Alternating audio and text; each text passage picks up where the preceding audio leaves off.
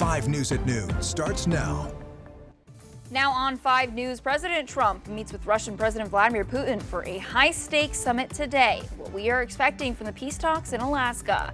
Plus, the search continues for an armed robbery suspect in Fayetteville. What we're learning about the suspect from police. Thank you for joining us for your 5 News at Noon. I'm here, Emily Moss, joined by Joshua Weisel for more on this forecast today. It's another really hot weekend. You know, kids have been in school all week just getting ready to be outside during the weekend, and you're going to burn them.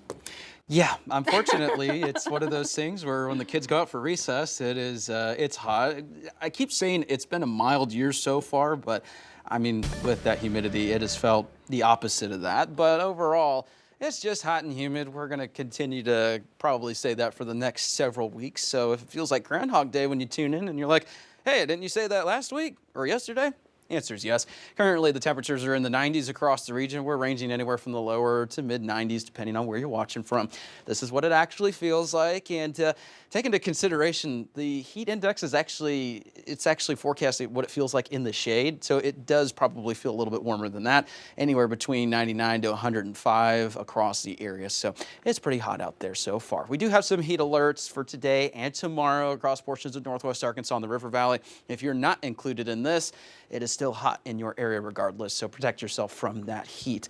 We're going to be talking about the forecast throughout the day today. We got that sunshine, some low rain chances as well. It's going to be, of course, hot and humid across the area, so make sure you're protecting yourself from the heat. I'll have the latest details on maybe some upcoming rain chances coming up.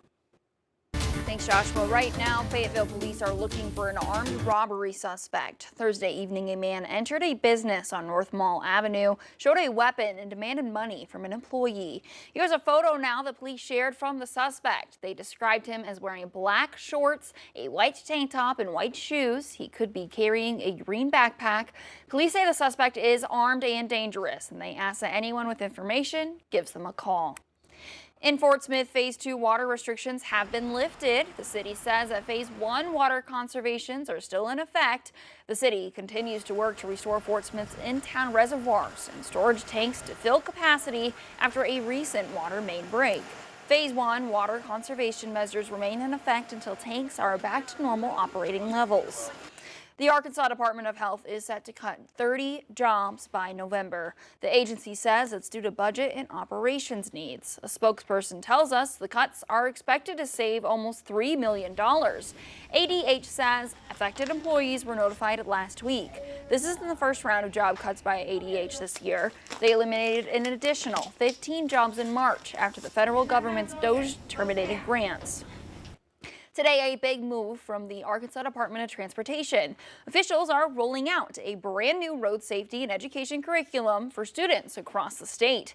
5 News reporter Jacob Luthi breaks down why state leaders say it's long overdue and what students could soon be learning in their classrooms.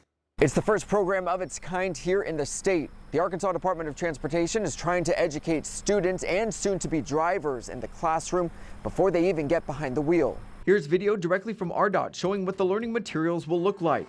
About 2 years ago, Arkansas transportation officials were inspired by a Georgia Department of Transportation program aimed at reducing crashes involving young drivers. RDOT says they were starting to see a fairly high number of crashes and fatalities in the state that involved young drivers aged 16 through 24 and wanted to do something to lower those stats. So they created their own safety initiative to teach middle schoolers important lessons about road safety, from using crosswalks to recognizing distracted driving. With $500,000 in federal safety funds, they developed free online materials, including videos, quizzes, and games for grades 6 through 8. The program will be available statewide to teachers. Dave Parker with RDOT says the curriculum is designed to be both highly educational and engaging for young audiences. We hope they watch these videos, these younger kids, and it's kind of like their big brother, their big sister talking to them saying, hey, this is why you need to put the phone down across the street this way. Or, hey, if you're in the back seat of a car and your buddy's kind of driving with the radio on and music and distracted, this is what you need to do. Those are real life. We took real life scenarios that we all go through, and hopefully it will resonate with these kids. RDOT says they worked with the Arkansas Department of Education to make sure that the curriculum met state standards. The goal is to expand the program to elementary and high school students in the future. In Fayetteville, covering news where you live, Jacob Luthi, 5 News. Well, right now, President Trump is en route to Alaska for his high-stakes meeting with Russian President Vladimir Putin today to discuss ending the war in Ukraine that Russia started more than 3 years ago. Willie James Inman is in Anchorage with the latest.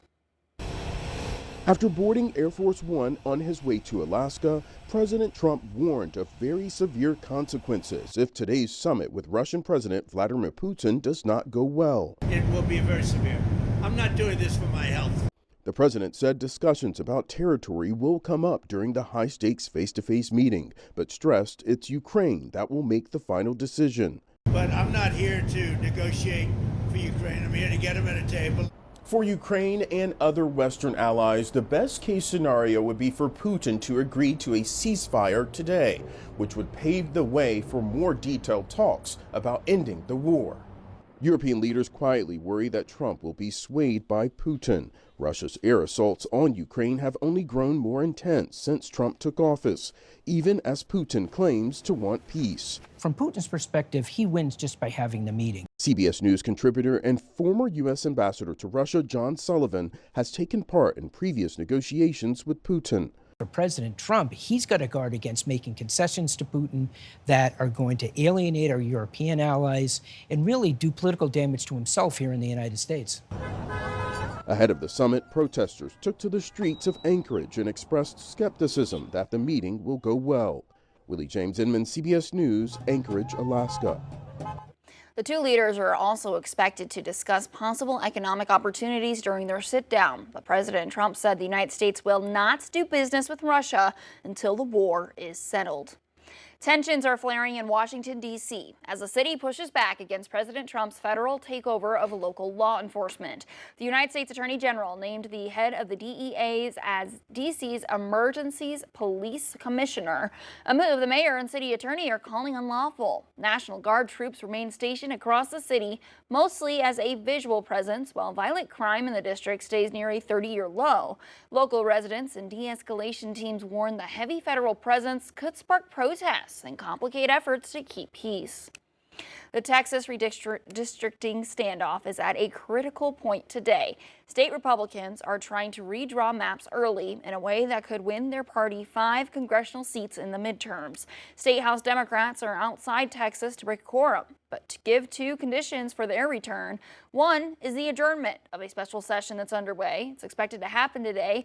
The Republican governor says he'll promptly just call a new session.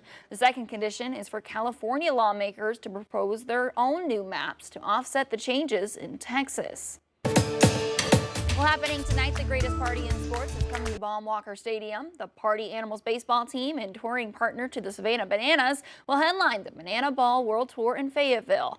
The Party Animals have gained notoriety for their circus-like approach to baseball games. It all gets going at Baum Walker Stadium tonight at 6:30, and they'll be back again at Saturday at the same time. The South Sebastian County Boys and Girls Club, Greenwood, has been awarded a grant to help support their youth programs. The grants were given by the Taco Bell Foundation, along with the local Taco Bell franchise organization, KMAC Enterprises. The $30,000 grant will be presented this afternoon in Greenwood.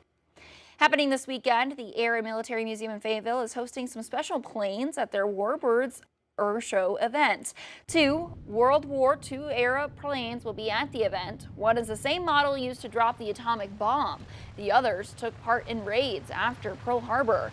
Ticket holders can tour the cockpits and even take rides in the planes. The pilots say keeping these historic aircraft flying is important to help teach the next generation. The air show event runs through Sunday. You can buy tickets on the museum's website. Families can also take to the skies this weekend for an annual event. Sword NWA returns to the Benton County Fairgrounds today and tomorrow, starting at 5 o'clock. The event will raise money for local nonprofits. Open avenues featuring tethered hot air balloon rides, a glowing balloon display, and live entertainment. The Washington Sheriff's Office has announced that they are joining forces with local law enforcement for their Drive Sober or Get Pulled Over campaign. Deputies will be increasing their patrols from now until after Labor Day weekend to make the roads safer for friends and family that will be celebrating the holiday. The Washington Sheriff's Office has recommended having a designated driver or call a taxi for a ride home.